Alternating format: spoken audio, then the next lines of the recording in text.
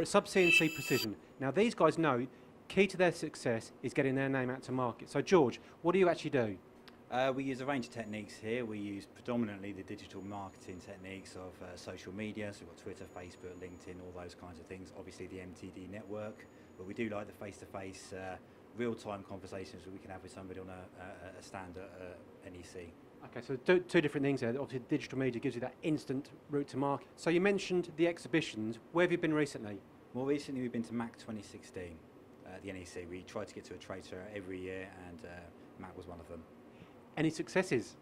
This year, yeah, success as we always do, but this one came the final hour, the final day of MAC, and it was our final visitor. Oh, so worth waiting around right to the very end. Oh yeah, that's right. Yeah, so this was a good move not to pack away early. Absolutely. So what, in that aspect, what actually happened? So a gentleman approached us. He's from a local company. He's currently buying from an Indian firm a fully assembled safety valve. He needs to bring that back to the UK because of the lead times, a few quality issues, and the volumes just weren't there to get the cost down. Okay, so essentially logistics, quality and price. So what did you do to win that business? So we invited the gentleman here for a brief meeting where he brought the product along. We visualised what he needed. The problem was there was no drawings because it's just an assembly, so reverse engineering was required.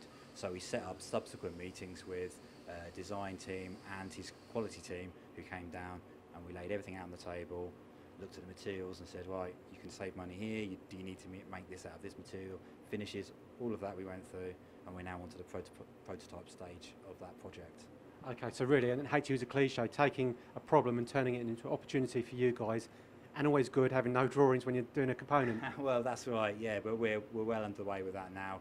The prototype's there for testing. We'll work with the company to get that through. We'll then go on to the batch runs. The good thing is this guy was at the show as an experiment, really, to make sure he could do this. He's then got a whole family of components that he can do the same thing too once this is successful, so it was really worthwhile.